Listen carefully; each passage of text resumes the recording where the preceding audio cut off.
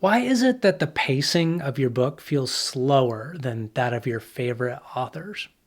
Theirs seems to accelerate like a Ferrari, but maybe yours feels more like a Pinewood Derby car. It's almost like the pros are holding out on us. Like maybe they've installed some secret, souped up story engine under the hood that we just don't know about. Well, in 2025, I analyzed dozens of best-selling books, and I found out they do have a secret under the hood, and it's called the conflict engine.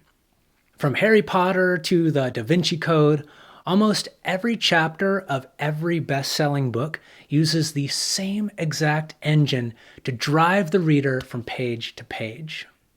So today we're going to break into their garage and steal their engine, metaphorically. And by the end of this video, you'll have the blueprints to turn your sputtering story into a compulsive page turner that keeps readers up until 2 a.m. To help you follow along, I've created a simple worksheet that lists what we're about to cover. So download it for free with the link in the description. But before we get our hands dirty, we have to talk about the mistake that causes 99% of writers to fail. Because I see this in almost every draft I critique. They are obsessed with the paint job instead of the engine. The paint job is the superficial stuff. It's the 3 pages describing the history of the werewolf clan, or the scene where the cat detective takes a day off and enjoys Myrtle Beach. Here is the hard truth. Vibes don't make a reader turn pages. Conflict does. If your chapter is just characters vibing without a conflict engine driving them, it's a dead chapter. It's a Pinewood Derby car. It might be pretty enough to win a sportsmanship trophy, but it's sitting still on the track while all the Ferraris, the bestsellers, are zooming by. But don't worry, you don't have to be a mechanic to make your novel into a Ferrari. You just need to steal 3 specific engine parts from your favorite author that generate the speed. So, rally your heist crew. Put on your night vision goggles, because it's go time. To show you how this works, let's x-ray the first chapter of The Hitchhiker's Guide to the Galaxy. We need to see exactly what Douglas Adams put under the hood to drag the reader through the pages. The first thing we need to steal from our favorite author's engine is the tension pulley, or the conflict in the chapter.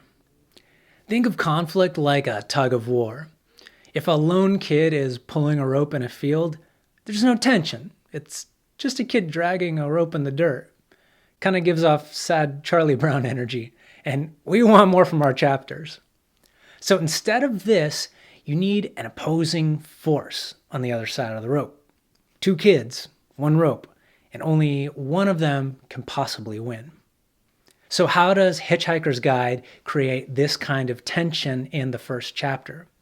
It's easy to tell when we read it and answer 5 questions. The first question we need to ask is, who is the point of view character and what do they want? In Hitchhikers, the main character is Arthur Dent, and he wants to protect his house from getting bulldozed. Note that this is a tangible want, something you either get or you don't. You want to use rich, action-y verbs to describe this want. So don't just write, he doesn't want his house to be destroyed. Use a verb that suggests the character's strategy for getting what they want. And remember, dialogue is its own form of action. So even if characters are just talking and the action isn't at the forefront, is your main character pleading or insisting or guilt-tripping? Use rich verbs. Next, what are the stakes for the POV character? In other words, why do they want this? What'll happen if they don't get it? For Arthur Dent, if his house gets bulldozed, he'll be homeless. That's the cost of not achieving his want in this chapter. Next, we ask, who is the opposing character and what do they want? This is the other kid at the end of the tug-of-war rope. In Hitchhiker's Guide, the opposing character is Mr. Prosser, and he wants to convince Arthur Dent to stop laying in the mud in front of the bulldozer so he can get on with building a highway bypass through Arthur's yard. Next, we ask, what are the stakes for the opposing character? Well, if Mr. Prosser doesn't get what he wants, he'll get in trouble with his superiors. And finally, we identify the battleground. This is the thing the two parties are fighting over that they can't both have. The rope in the tug-of-war match. In Chapter 1 of Hitchhiker's Guide, the answer is the house. This battleground is the source of tension in the scene. The two characters don't necessarily want the same exact thing, but what matters is they can't both get what they want. Their wants need to be at odds with each other. That's what you need to start the engine. Now, before we ignite the fuel, if you want me to personally look under the hood of your story and tell you exactly how to get it firing on all cylinders, check out the link in the description for a professional story edit of your first chapter. So now that we have the tension, we need the spark plug. This is the result of the conflict. A tug of war is only interesting if someone eventually slips and falls in the mud. So you can think of this spark plug as what ignites the fuel in your chapter to propel things forward. So let's ask, what is the turning point in the chapter? In other words, what is the specific act that determines the winner? In Hitchhiker's Guide, here's what decides the showdown between Arthur and Mr. Prosser. Arthur's friend, Ford Prefect, shows up and hypnotizes Mr. Prosser so that he lies in the mud in Arthur's place. And next we ask, did the POV character win the contest or not? In other words, did they get the immediate want that they wanted in the chapter? So for this chapter in Hitchhiker's Guide, the answer is yes. Arthur's house is still standing. For now, he has prevented his house from being bulldozed. And since this is a tug-of-war match, since the POV character has won, the opposition character has lost. The main point of the spark plug is that in every chapter, you want your POV character's situation to change. Otherwise, what was the actual point of the chapter? If nothing changes for the POV character, there was no movement and therefore no engine. Maybe exposition happened, maybe you informed the reader about stuff, but without movement, there's no story. And this usually means the chapter was unnecessary. Now, the third and final engine part is the biggest reason my writing improved last year, and it's going to make your chapters addicting to readers. We need to steal the flywheel. In a car, the flywheel keeps the engine spinning between all the little explosions that thrust the vehicle down the road. And in a novel, this is the end of chapter escalation.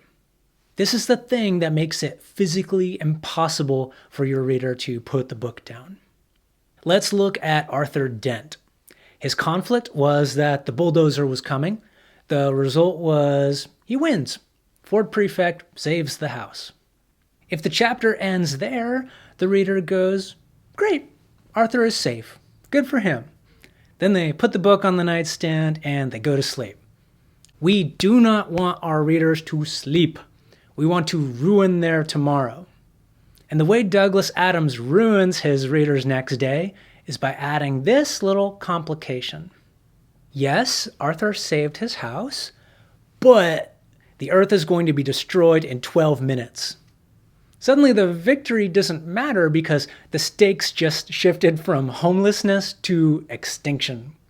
The engine is spinning so fast the reader has to turn the page. So look at your chapter and ask one single question. What is the complication? You have two options. The yes, but, this is where the character got what they wanted, but there's a new, worse complication. For example, Arthur saved the house, but the world is ending. And you have the no and. This is where the character didn't get what they wanted, and the failure makes their situation significantly worse. For example, let's say the bulldozer does knock over Arthur's house, but now it's gone haywire and it's about to smush him too.